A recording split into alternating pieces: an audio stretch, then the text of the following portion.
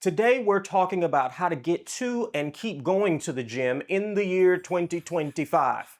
If you want to turn working out from being a New Year's resolution into a consistent habit, I've got 3 weird tips for you.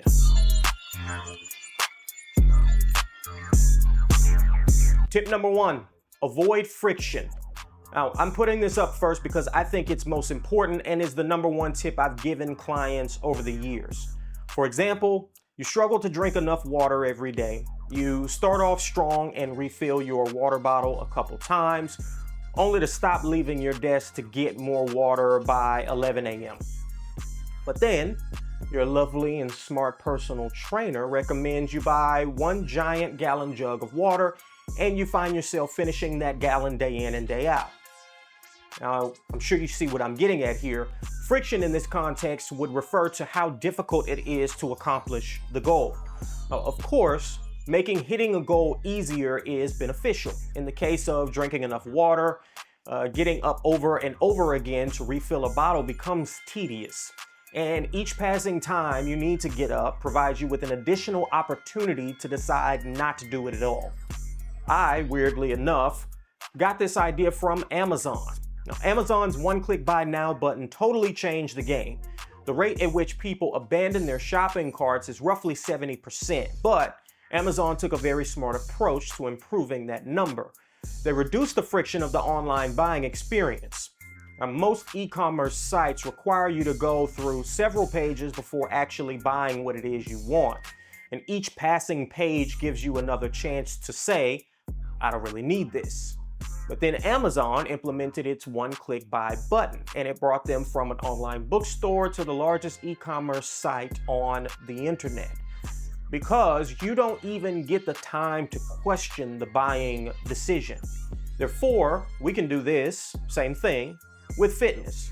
Get a membership at the nearest gym to your crib or your job. Use a gallon-sized water bottle instead of a 24-ounce bottle. Don't buy the foods you know you struggle to resist if you're trying to lose weight. Establishing new healthy habits is difficult enough, so make things as easy as you can on yourself. Tip number 2, forget about what's best, go with what's good enough. Now, I've been lifting for about 12 years, and this is still one of my personal biggest problems. Listen, I'm pretty well educated on exercise science, and I read studies in my spare time. I like listening to the Menno Henselmans and the Jeff Nippards and Mike Israetels of the world. But what I find, especially for beginners, is getting too caught up on what's the best thing to do and then not actually doing anything, or not doing it for long enough to see real results. What's the best diet for weight loss is irrelevant if you don't stick to it for months or even years. The best bicep exercise don't really matter if you don't make it to the gym to train in the first place. The best way to get strong will stop mattering if you only sleep 4 hours a night. But here's something I think all the science-based people would agree on. The basics do work. Now, the degree to which they work, that can be debated, but whether they actually work cannot.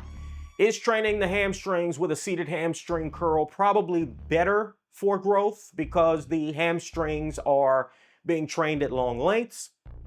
Yep, but what if you don't have that machine and you do have a laying curl? Go with what you've got. Therefore, in this case, you have no choice but to pass on what's most optimal for what's most practical. So this begs the question, what are the basics? I've got 5 for you. This is in no particular order. Lifting weights a minimum of 3 times per week, whether you're trying to lose weight, training to build muscle, or both. Progressively overloading, making sure you are getting stronger over time. Simple exercise selection. My general rule of thumb here is the fancier the exercise, the worse it is.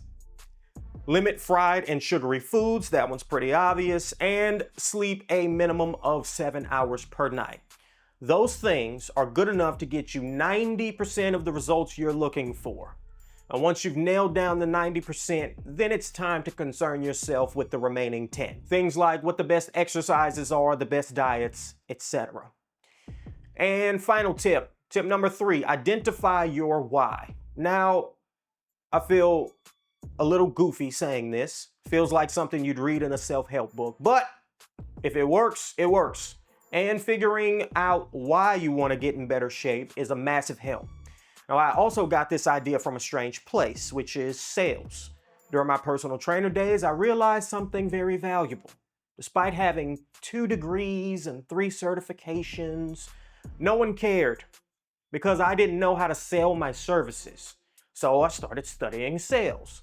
And the most powerful tool I found was helping a potential client identify their why. Now, after getting to know the person and asking about their goals and how I could help, it was time to talk about why those goals were important to them. Now, you want to lose body fat. Why? To be healthier and live longer outside of the obvious. Why? Because you are now the age your father was when he was diagnosed with diabetes, and that terrifies you. Now, that is a real why.